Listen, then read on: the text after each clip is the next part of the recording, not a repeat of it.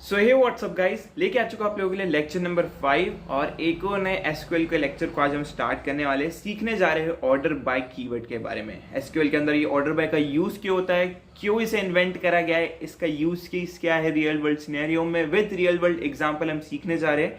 ठीक है, ये YouTube की सबसे बेस्ट एसक्यूएल की प्लेलिस्ट होने वाली है क्योंकि इसके अंदर मैं सारी चीज़ों को कवर करूंगा जो आपको हेल्प करेगी आपके इंटरव्यूज को क्रैक करने में। ठीक है, अब तक 4 लेक्चर्स आ चुके हैं और आपका काफ़ी प्यारा रिस्पॉन्स उस पर हमें देखने को मिला है। ठीक है, सो प्रीक्विजिट्स क्या है इस लेक्चर के लिए, आपको जो पहले से आना चाहिए वो होने वाले लेक्चर नंबर 2, 3 एंड 4। ठीक है, क्योंकि उसी कमांड्स को हम यहाँ पे यूज करने वाले हैं।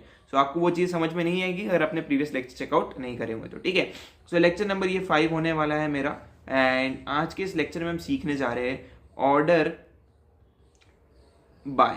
ठीक है, ऑर्डर बाय के बारे में। अब ये ऑर्डर बाय होता क्या है, इसका यूज क्या है, इसको समझने से पहले एक एग्जांपल के फॉर्म में समझते हैं कि इसकी रिक्वायरमेंट क्यों पड़ी। रिक्वायरमेंट समझ में आ जाएगी, डेफिनेशन को आपको एक्सप्लेन करने की जरूरत भी नहीं पड़ेगी। ठीक है, सो सपोज एक एग्जांपल मैं यहाँ पे लेता हूँ, वही अपना अमेजोन वाला एग्जांपल लेंगे। ठीक है, तो आप एक अमेजोन कंपनी में जॉब कर रहे हैं। ठीक है, आपका सिलेक्शन हो चुका है, कॉन्ग्रेचुलेशंस। एंड आप जो है एक डेटाबेस टीम के अंदर वर्क कर रहे हो और मैनेजर ने आपको बोला है कि भाई तो मुझे जो है इस कस्टमर नाम की टेबल का पूरा डेटा एक्सट्रैक्ट करके दे, यानी आउटपुट में मुझे निकाल के दे। ठीक है, आप बोलोगे ठीक है, select star from customer table, complete. Command इतनी सी है, डेफिनेटली मैं भी बोलूंगा बिल्कुल सही है क्योंकि आपने हमारा दूसरा लेक्चर देखा हुआ है। ठीक है, अब मैं ज़रा एक डब्बा बना लेता हूँ आप लोगों के लिए। ये मैंने बना लिया है, यहाँ पे मैं एक ऐसा लाइन क्रिएट कर देता हूँ। ये मैंने क्रिएट कर दी है, ज़्यादा लाइनें क्रिएट नहीं करनी है एंड या इनफ है। ओके, सो मैं अभी टेबल बहुत छोटी बना रहा हूँ बट अमेजोन में काफ़ी बड़ी बड़ी टेबल होगी। ठीक है, सो आपको वो इमेजिन करके चलना है। ठीक है, ये मेरी कस्टमर नाम की टेबल है, इसके अंदर डेटा है, सीरियल नंबर, नेम मेरे कस्टमर का और उनकी एज। बेसिकली ये भी हमने बहुत छोटा और बहुत सिंपल सा टेबल बनाया है। ठीक है, यहाँ पे मैं नंबर डाल देता हूँ, सीरियल नंबर जो भी होते हैं। यहाँ पे कस्टमर का नेम, सपोज पहले मेरा नाम, दूसरा मेरे दूसरे फ्रेंड का नाम, तीसरा मेरे तीसरे फ्रेंड का नाम। ठीक है, इसका नाम ये नहीं है एक्चुअली में, हमने चेंज कर दिया है। एंड एक और फ्रेंड का नाम अभी। ठीक है, सो यहाँ पे जो है हम उनकी एजेस लिख देते हैं, 22, 21, 23, 20। ठीक है, हम ऐसा लिख दिया।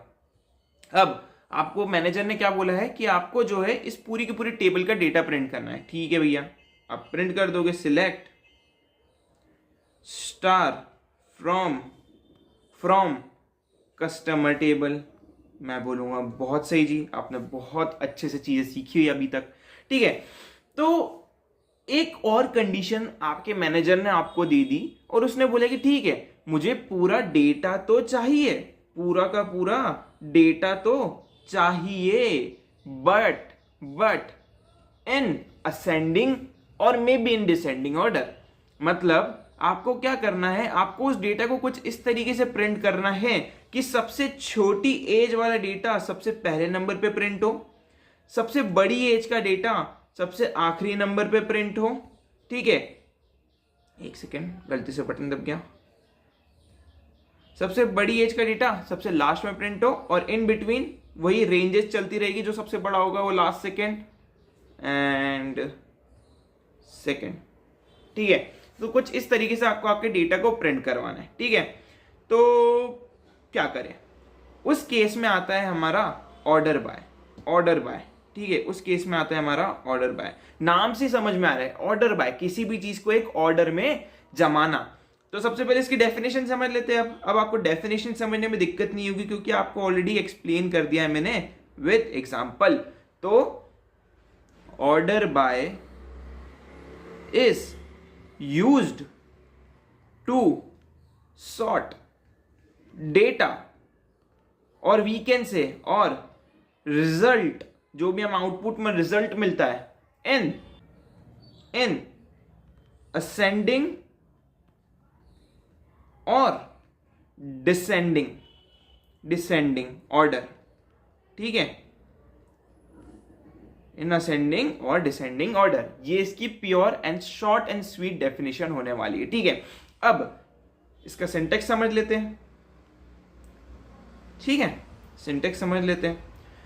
तो सपोज मुझे वही पूरा डेटा निकालना है अभी, तो मैं लिख देता हूं सिलेक्ट स्टार फ्रॉम, ठीक है, या इसकी जगह पे स्टार की जगह पे आप कोई भी कॉलम नेम लिख सकते हो, जो भी आपको लिखना हो, क्योंकि हमने सीखा है स्पेसिफिक कॉलम का भी हम डेटा निकाल सकते हैं, अपने फर्स्ट सेकंड लेक्चर में सीख ली थी ये चीज, ठीक है। फ्रॉम कौन सी टेबल, जो भी टेबल होगी आपकी, टेबल नेम। अब आके मैनेजर ने सपोज आपको दे दिया असेंडिंग ऑर्डर, तो क्या करना है, ऑर्डर बाय जो भी कॉलम नेम जिसको आप असेंडिंग और मे भी डिसेंडिंग ऑर्डर के लिए सिलेक्ट कर रहे हो, कॉलम नेम असेंडिंग / डिसेंडिंग, इन दोनों में से कोई भी आप एक चीज ले सकते हो। और ये यहाँ पे हमारी कमांड कंप्लीट हो गई है, ठीक है भैया। तो इतना तो हमें समझ में आया, बट ये ऑर्डर बाय को लिखना कैसे है, तो आप इसका एक एग्जाम्पल दे दो, ठीक है। तो मैंने आपको बोला कि भैया आपको क्या करना है, उन सभी लोगों का डेटा प्रिंट करना है इस टेबल के अंदर, बट कंडीशन क्या दे दी, आपको एज के हिसाब से उसको असेंडिंग ऑर्डर में प्रिंट करवाना है। असेंडिंग ऑर्डर का मतलब क्या होता है, छोटे से बड़े के ऑर्डर में उसे प्रिंट करवाना है। मींस सबसे छोटा जो है सबसे टॉप पे प्रिंट होना चाहिए, सबसे बड़ा सबसे लास्ट में। तो कुछ नहीं करूंगा मैं, जो है यहां से इसको मिटाऊंगा और बस आगे लिख दूंगा ऑर्डर बाय, कौन से कॉलम के हिसाब से मुझे अरेंज करवाना है, एज के हिसाब से। तो मैं लिख दूंगा एज असेंडिंग। तो इससे होगा क्या, ये जो एज है ना, ये असेंडिंग ऑर्डर के हिसाब से सिलेक्ट हो जाएगी और उसके बाद उसके अंदर डेटा को वो प्रिंट कर देगा पूरी की पूरी टेबल को, बट एज के हिसाब से। मतलब सबसे छोटा होगा वो सबसे पहले आएगा, जो सबसे बड़ा होगा वो सबसे लास्ट में आएगा। सपोज मैनेजर ने बोल दिया कि भाई इसको डिसेंडिंग ऑर्डर में कर दो यार, इसको डिसेंडिंग ऑर्डर में कर दो, कुछ नहीं है तो इसकी जगह पे डिसेंडिंग DESC लिख दो, डिसेंडिंग ऑर्डर में प्रिंट हो जाएगा, यानी बड़ा सबसे पहले, छोटा सबसे लास्ट में, है ना। उसके बीच में अरेंज, वो प्रॉपर्ली अरेंज करके देगा आपको। सो कुछ इस तरीके से ये कमांड वर्क करती है ऑर्डर बाय, ठीक है। चलो ये तो सबसे सिंपल वे था इसको प्रिंट करवाना, कि हमको पूरा का पूरा डेटा प्रिंट करवाना है, ठीक है। एक और चीज है कि आप कॉलम नेम देके भी प्रिंट करवा सकते हो, कि मुझे एज ही प्रिंट करवानी है सिर्फ, और एज को ही असेंडिंग ऑर्डर में प्रिंट कर दो, तो वो अकेली सिर्फ एज को असेंडिंग ऑर्डर में प्रिंट कर देगा या डिसेंडिंग ऑर्डर में, जो भी आप चाहो। काफी बार ऐसा होता है कि कोई ऐसा लिख देता है, select star from table name, suppose मैं दे देता हूं कस्टमर ऑर्डर बाय एज, और वो है ना क्या करता है, इसको ऐसा छोड़ देता है, ना उसने असेंडिंग डिनोट करा है यहाँ, ना उसने डिसेंडिंग डिनोट करा है यहाँ। तो उस केस में क्या होगा, उस केस में ये बाय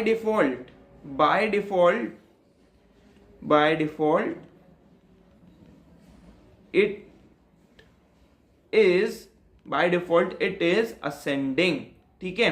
तो ये असेंडिंग ऑर्डर ले लेगा बाय डिफॉल्ट, ठीक है। तो ये बाय डिफॉल्ट आपको असेंडिंग ऑर्डर में डेटा प्रिंट करवा के दे देगा।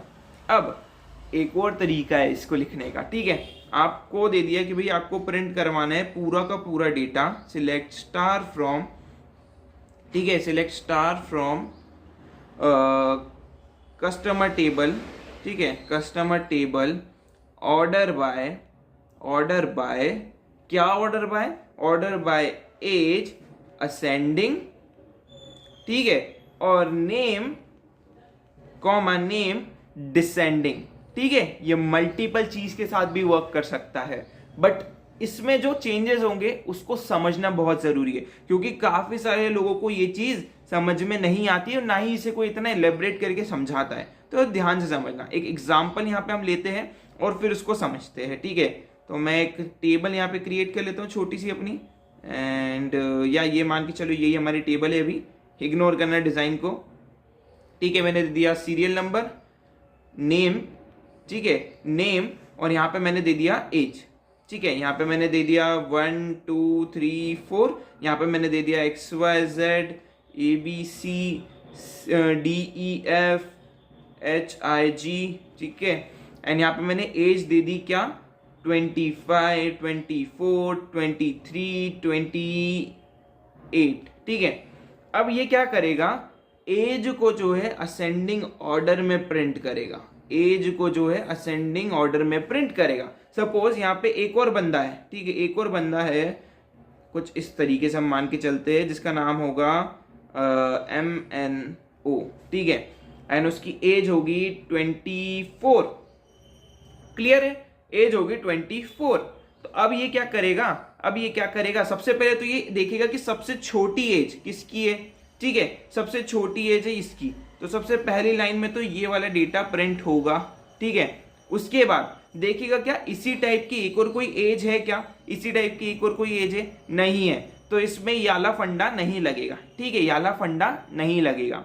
ओके, ठीक है भैया। फिर अगली एज देखेगा कि अगली छोटी एज कौन सी है, 24, ठीक है, 24, तो हम इसको दोनों को डेटा, और एक ये 24, ठीक है, एक बार आपको ग्रीन पेन से बताता हूँ, ये 24 और ये 24, इन दोनों को मैं यहाँ पे लिख लेता हूँ, ठीक है, ABC और ये 24, ये हो जाएगा 5MNO 24, ठीक है।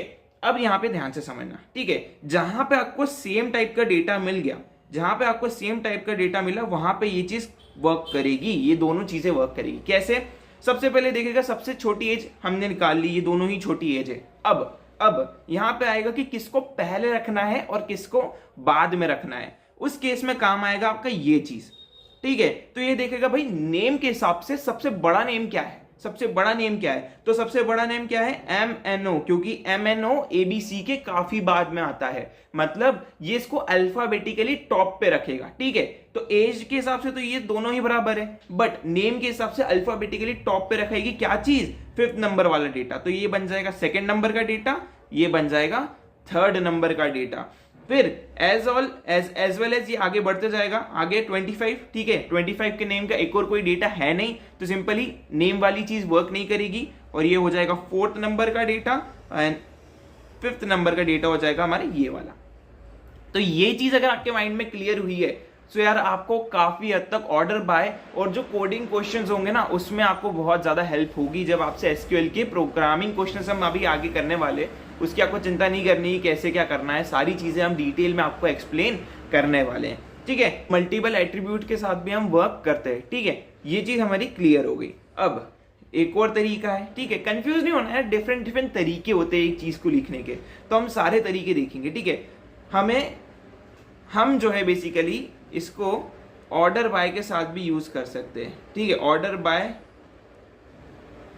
यूज्ड विथ वेयर क्लॉज, ठीक है।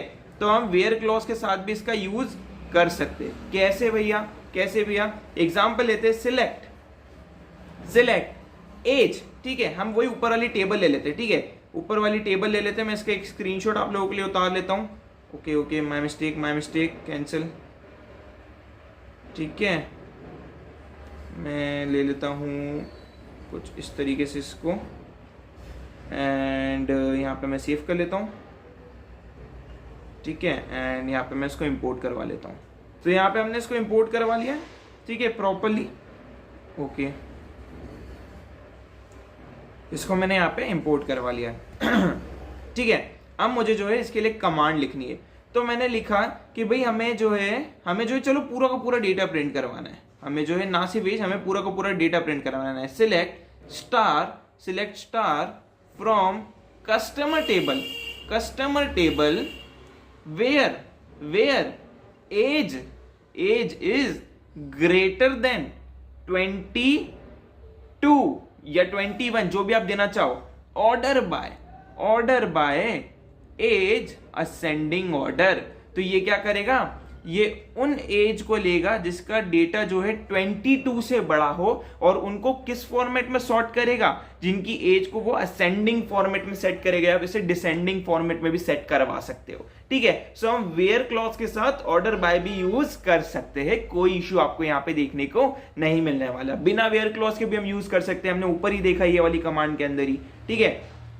तो यार दोनों चीजें हमारी पॉसिबल है। सो यहाँ पे हमारा ऑर्डर बाय जो है वो यहाँ पे कंप्लीट होता है। चलो इसको आप कोड करते हैं, आपकी अंडरस्टैंडिंग को बेटर करते हैं। और आई नो काफी सारे लोगों को है ना डिफिकल्ट लगता है पुरानी जो हमने क्वेरी सीखी उसको याद रखना।